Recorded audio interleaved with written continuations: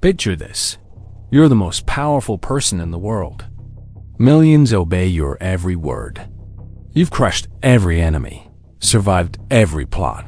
You are absolutely untouchable. Until you're not. Why do the most powerful people in history consistently make the same fatal mistake? Today, we're diving into the psychology of power and why your brain literally changes when you hold ultimate authority. I'm your host at History Psychology Hub, where we explore the minds behind history's biggest moments.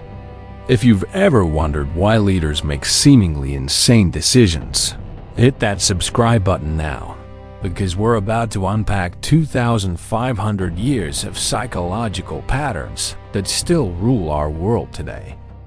Here's what's fascinating. Power doesn't just corrupt, it literally rewires your brain. Neuroscience shows us that holding power changes how you process empathy, risk, and reality itself. But here's the kicker. This isn't new. Ancient philosophers, medieval scholars, and modern psychologists have all identified the exact same patterns. Lord Acton famously said, "Power corrupts, and absolute power corrupts absolutely." But he was wrong about one thing. It's not corruption we should worry about. It's delusion. Today, we're exploring what I call the Dictator's paradox, the psychological phenomenon that makes the most powerful people on Earth systematically blind to their own downfall.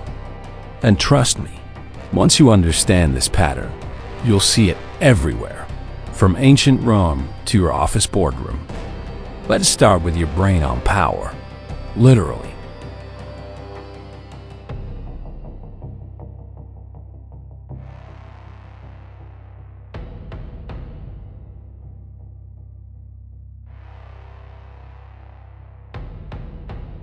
Psychologist Dr. Keltner made a disturbing discovery. When people gain power, their brains show decreased activity in the anterior, cingulate cortex, the region responsible for empathy and understanding others' perspectives. He called it power paradox syndrome. But here's where it gets really interesting. The same regions that shut down empathy, they also control risk assessment. Suddenly, Caesar crossing the Rubicon doesn't look so crazy. His brain literally couldn't process the dangers properly. Think about it like this. Power is basically cocaine for your prefrontal cortex. And just like any addiction, you need more and more to get the same high. Napoleon started as a brilliant military strategist who calculated every risk. By the time he invaded Russia with winter approaching, his power-addled brain convinced him that 600,000 men could conquer the laws of nature itself. Spoiler alert, they couldn't. But brain chemistry is just the beginning. The real psychological trap is what I call the dictator's bubble. Here's how it works. When you have ultimate power, three things happen simultaneously. First, everyone around you becomes a professional liar. Think about Stalin's inner circle. They were so terrified of disagreeing with him that they once let him lie unconscious for hours because no one dared check if he was actually dead. That's not loyalty, that's survival psychology. Second, you stop receiving accurate information. Mao Zedong was so isolated during the Great Leap Forward that he genuinely believed China was producing record harvests while millions were starving. His subordinates reported fake statistics because telling the truth meant death. And third, this is the killer.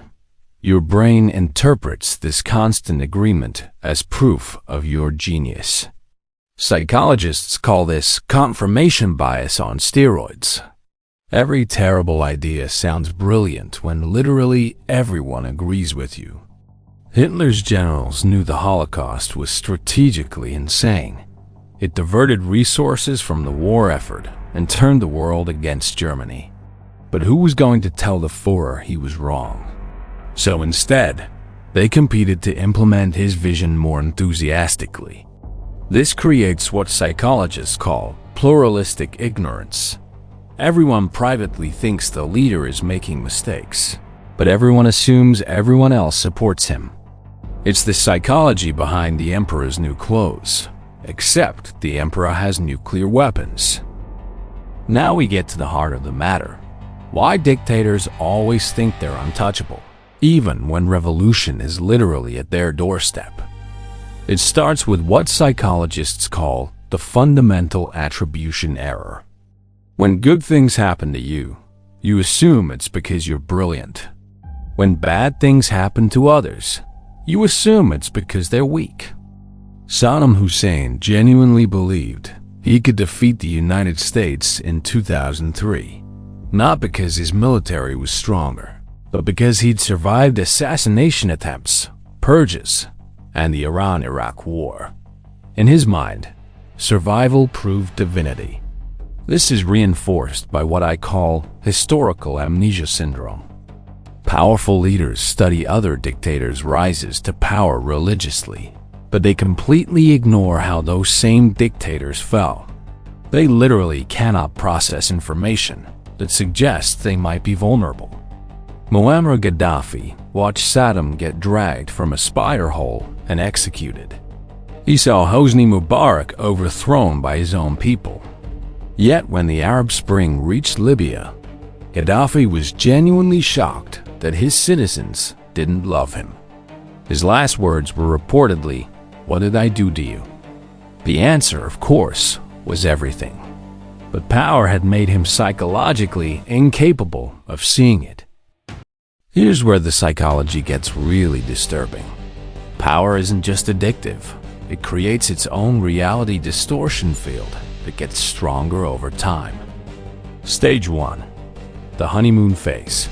New leaders often start with good intentions and genuine support. They make popular decisions and feel validated. Their brains get flooded with dopamine and serotonin. Stage 2. The tolerance phase. Just like drug addiction, you need more power to get the same psychological high. Reasonable opposition starts feeling like personal attacks. Criticism becomes treason. Hitler actually started as a relatively moderate politician who promised to work within democratic institutions. The man who later claimed racial superiority once said he just wanted to make Germany great again. Sound familiar? Stage 3. The paranoia phase. When you've eliminated external critics, your brain starts creating internal threats. Stalin executed more Communist Party members than the Nazis ever did. He literally killed the people who put him in power because his power-addled brain saw loyalty as potential betrayal. Stage 4. The reality collapse phase.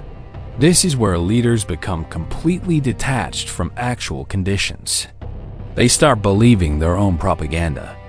Nicolae Ceausescu was giving speeches about Romania's prosperity while people were literally starving in the streets outside. Now, before you think this is just ancient history, let me blow your mind. These exact same psychological patterns show up everywhere in modern society. Corporate CEOs show the same neural changes as historical dictators. They become less empathetic, more risk-prone, and increasingly isolated from reality. Elizabeth Holmes convinced herself that Tyrannos technology worked even while knowing it was fake. That's not fraud. That's power-induced delusion. Political leaders across the spectrum fall into the same traps. They surround themselves with echo chambers, dismiss criticism as fake news, and genuinely believe their failures are someone else's fault. Even tech billionaires exhibit these patterns. When you have unlimited resources and millions of followers hanging on your every tweet, your brain literally cannot distinguish between being right and being powerful. The scariest part? In our hyper-connected world, these delusions can spread faster and further than ever before. A single powerful person's distorted reality can become millions of people's alternative facts within hours. But here's what's truly fascinating and disturbing. These are personality flaws. They're evolutionary features.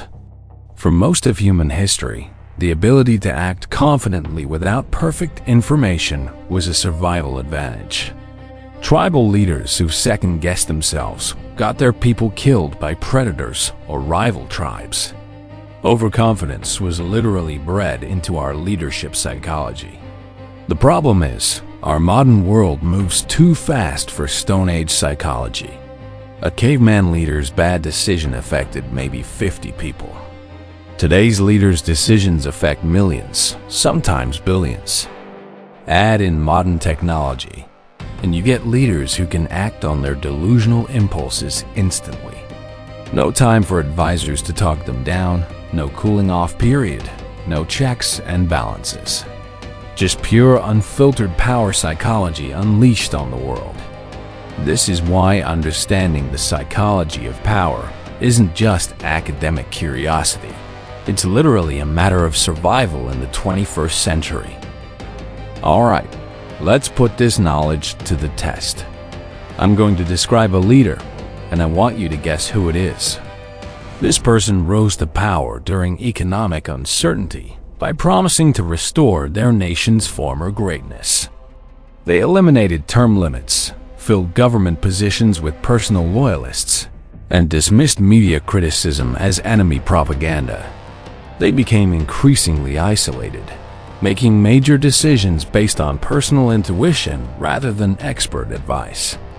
They launched expensive military campaigns that drained the national treasury and ultimately led to their downfall. Give up? The answer is all of them. This description perfectly fits Caesar, Napoleon, Hitler, Stalin, Mao, Saddam, Gaddafi, and dozens of other leaders throughout history. The pattern is so consistent, it's almost like following a recipe. The only variable is the technology available and the scale of destruction they can cause. But here's what gives me hope. Throughout history, there have been exceptions. Leaders who held ultimate power and somehow avoided the psychological trap. George Washington voluntarily stepped down after 2 terms when he could have been president for life. His own officers had literally offered to make him king. But Washington understood something most powerful people don't. That power was a tool, not an identity. Marcus Aurelius, literally the most powerful man in the ancient world, spent his evenings writing philosophical meditations about the dangers of power and the importance of humility. He called power a brief shadow and reminded himself daily that he was just a mortal man. What made these leaders different? They had what psychologists call intellectual humility, the ability to question their own judgment, even when everyone around them insisted they were infallible. They also built systems that institutionalized doubt.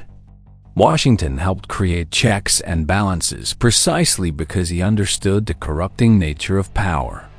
Marcus Aurelius surrounded himself with Stoic philosophers whose job was literally to disagree with him. So what's the takeaway from 2,500 years of power psychology? First, power doesn't reveal character. It changes brain chemistry. The nicest person you know could become a tyrant under the right circumstances because their neural pathways would literally rewire themselves. Second, the untouchable delusion isn't a bug in the system. It's a feature.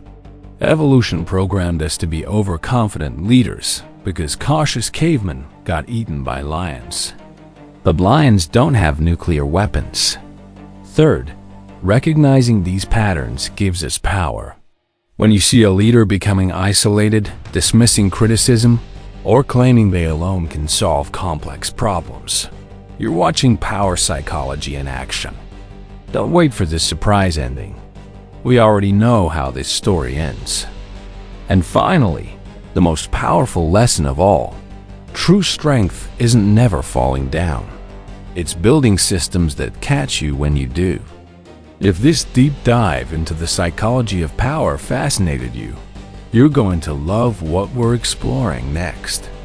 Hit that subscribe button and ring the notification bell, because next week, we're diving into the dark side of leadership, when history meets narcissism, where we'll explore how personality disorders shaped entire civilizations. And here's something cool. Drop a comment telling me which historical leader psychology you'd like us to analyze next. Napoleon? Cleopatra? Alexander the Great? Your suggestion could become our next deep dive. Remember, at History Psychology Hub, we don't just study history, we decode the minds that made it. Because understanding the past isn't just about knowing what happened, it's about recognizing when it's happening again. Thanks for joining me on this psychological journey through power's darkest corridors. Until next time, keep questioning, keep learning, and remember, the moment you think you're untouchable, you probably aren't.